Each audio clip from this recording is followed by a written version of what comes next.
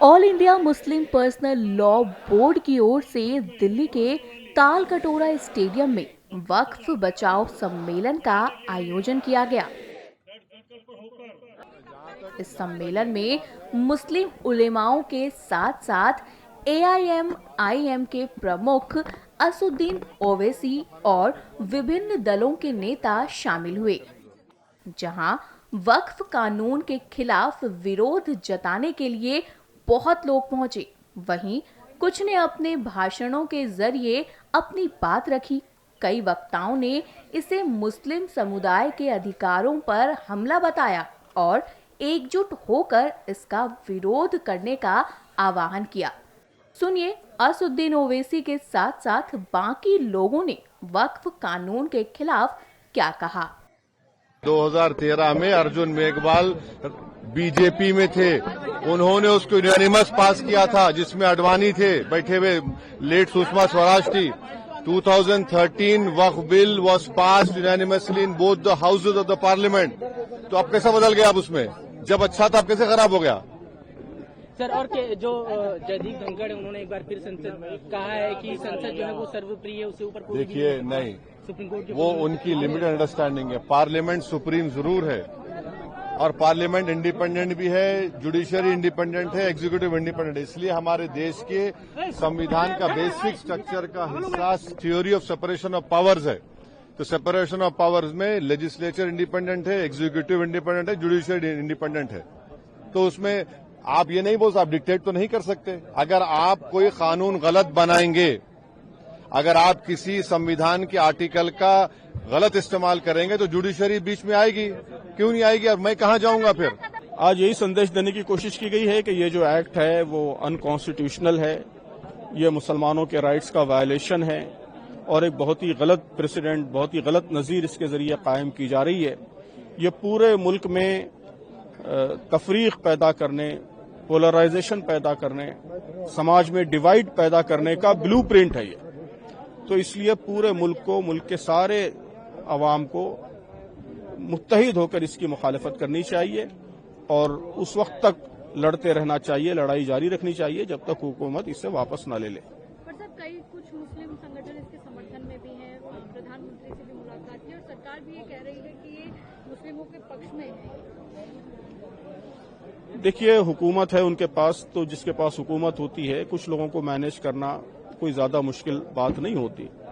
तो कुछ लोगों को मैनेज कर लिया होगा, लेकिन आप देख रहे हैं कि जो जितने मेन स्ट्रीम मुस्लिम संगठन हैं और मुसलमानों के मुख्तलिफ सेक्ट्स हैं, वो सारे के सारे आज यहाँ बिल की, इस एक्ट की मुखालफत के लिए मौजूद थे। तो मुसलमान यूनानिमस हैं इस बिल को रिजेक्ट करने में। जी सर, अभी सुप्रीम कोर्ट में मामला है, देश भर में अलग अलग जगहों पर प्रोटेस्ट चल रहा है। आगे क्या कदम रहता है अगर आपके पक्ष में फैसला सुप्रीम कोर्ट नहीं देता है? नहीं, हमें तो पूरा यकीन है, उम्मीद है कि सुप्रीम कोर्ट इस बिल को अनकॉन्स्टिट्यूशनल करार देगा। बिल्कुल क्लियरली अनकॉन्स्टिट्यूशनल है, तो पूरी उम्मीद है कि सुप्रीम कोर्ट फेवर में जजमेंट देगा। उसके साथ साथ हम आवाम की अदालत में भी इसको लेकर जाना चाहते हैं, आवाम को भी समझाना चाहते हैं, क्योंकि बड़े पैमाने पर मीडिया के जरिए गलत प्रोपेगेंडा भी किया जा रहा है। तो इसलिए आवाम को भी सही बात समझाई जाए, उन तक भी सही मैसेज पहुंचे, ये भी जरूरी है। तो हम आवाम को भी बात समझाएंगे और हिंदू, मुस्लिम, सिख, ईसाई सब मिलकर इस बिल की मुखालिफत करेंगे और जब तक सरकार वापस नहीं लेती सरकार पर दबाव बनाए रखेंगे। हम लोगों ने सिर्फ इतनी बात कही है जो पहले से कह रहे हैं कि कानून वापस होना चाहिए। अगर कानून वापस नहीं होता है तो हमारा पीसफुल एजिटेशन जारी रहेगा। जी सर, सुप्रीम कोर्ट में मामला है और अभी अगर सुप्रीम कोर्ट से आपके पक्ष में फैसला नहीं आता है फिर क्या रहेगा?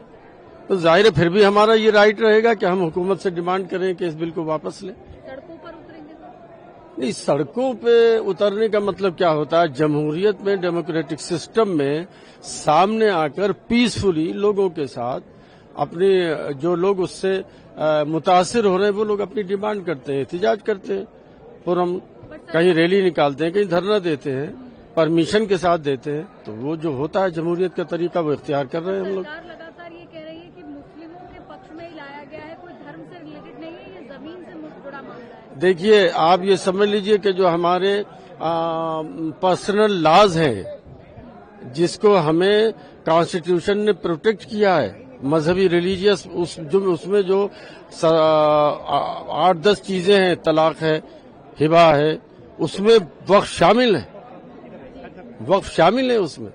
वो कैसे कहते हैं कि ये मजहबी नहीं, खालिस मजहबी है हमारा। और मजहब के जरिए, मजहब के लिए हमारे बुजुर्गों ने मुस्तकिल गरीबों कमजोरों को मदद के लिए उसको अल्लाह के नाम पर वक्फ किया है, तो खालिस मजहबी है वो। तो ये संदेश दे रहा है कि मुसलमानों से और जो इंडिया की वननेस में यकीन करते हैं, तमाम हिंदुस्तानी जो देश में चाहते हैं कोई विभाजन ना हो, आपस में यूनिटी हो, किसी पे जुल्म ना हो, तो ये वक्फ की हम सख्त मुखालिफत करते हैं। This is against the spirit of Indian constitution. ये Indian Muslim personal law board तय करेगा इंडिया में। सभाओं का तो अगर आप ये पूछोगे ऐसी सभाओं का क्या मायने रहता है, तो ऐसे मौके पे एक बीजेपी के एमपी के बयान देने का क्या मतलब रह जाता है, जिसने एलिगेशन लगा दिया डायरेक्ट चीफ जस्टिस पे कि देश में जो गृह युद्ध चल रहा है उसके लिए जिम्मेवार चीफ जस्टिस है। तो इस तरह की नॉनसेंस भाषा यूज कर रहे हैं, जो सरकार में हैं जो लोग, जो पार्टी सरकार चला रही है, उस तरह की ये बातें कर रहे हैं। ये जुडिशरी को डराने का, धमकाने का काम कर रहे हैं। This is unconstitutional. डेमोक्रेसी में कानून सबको विश्वास में लेके बनाने होते हैं। तानाशाही में आप मेजोरिटी का यूज कर सकते हैं। मेजोरिटी का ये मतलब नहीं है कि आप कानून पास नहीं कर सकते, मगर आपको कानून संविधान के दायरे में पास करना होगा।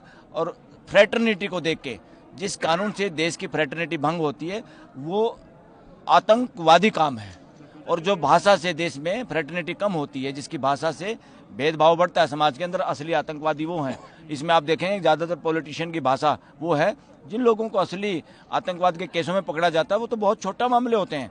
असल आतंकवाद वो शासन मानसिकता के जो लोग हैं, जो पॉलिटिक्स में या सत्ता में बने रहना चाहते हैं, उनकी जो भाषा है वो ज़्यादा डेंजरस है देश के लिए। क्योंकि आप वकील हैं तो एक कानूनी पहलू आपसे जानना चाहेंगे कि सुप्रीम कोर्ट में मामला है, संसद में पास हो चुका है, दोनों सदनों में राष्ट्रपति ने इस पर हस्ताक्षर कर दिए हैं। अगर सुप्रीम कोर्ट मान लीजिए कि आप लोगों के पक्ष में फैसला दे भी देता है, तो सरकार अध्यादेश लाकर उस फैसले को पलट सकती है। अरे सरकार की हिम्मत है क्या? डेमोक्रेसी की सरकार है, देखते हैं कितना अध्यादेश लाने की हिम्मत होती है। जब देश साथ होगा, जब देश हिंदू मुसलमान पे नहीं बटेगा, जब देश न्याय के साथ खड़ा होगा और उसमें कोई विभाजन नहीं देखेंगे। ये देश पहले, इस देश के सिटीजन 142 करोड़ जो लोग मालिक हैं, उनके साथ किसी के साथ भी अन्याय होता है, दूसरे लोग साथ में जब खड़े होते हैं तो ये सरकारें अपने आप धराशायी हो जाती हैं। फिर ये अध्यादेश चलाने की हिम्मत नहीं बचती इनकी। देखिए, सब जुडिस है, लेकिन 3 चीजें बात की है और ये 42-43 चीजें हैं, इस पर उस पर कोई बात नहीं हुई है। हम तो पूरे वक्फ बिल को वापस लेने की अपनी तहरीक चलाए हुए हैं। पूरा वक्फ बिल वापस हो, 2-3 नहीं, 3 चीजें आपने ले ली, उसके बाद बकिया को छोड़ दी, उसके बाद वो आजाद हो गए गवर्नमेंट में। नहीं, एक उसमें जितने भी क्लास सब पूरा वक्फ बिल वापस होना है, पूरा वक्फ बिल। ये हमारी लड़ाई है, असल लड़ाई ये है। तो अगर वादा कर लेंगे पूरे वक्फ बिल को स्टे कर देंगे और पूरे वक्फ बिल को वापस लेने की हुक्म देंगे तो हमारा सब खत्म हो जाएगा। तो अभी तो 3 चीजें उन्होंने खुद कही है, बस बकिया सारी चीजें घातक है, वो तो उस पर बात ही नहीं हो रही है। तो हमें तो पूरी लड़ाई पूरे वक्फ बिल के लिए है, 2-3 चीजों के लिए लड़ाई नहीं है हमारी। जैसा आपने देखा कि ये बहुत लंबी लड़ाई है और इसमें सबसे अच्छी बात यह है कि मुख्तलिफ पार्टियों के लोग और मुख्तलिफ जमातें सब एक साथ हैं और हम समझते हैं कि मोदी सरकार ने हमें जगा दिया है, उनका शुक्रिया है।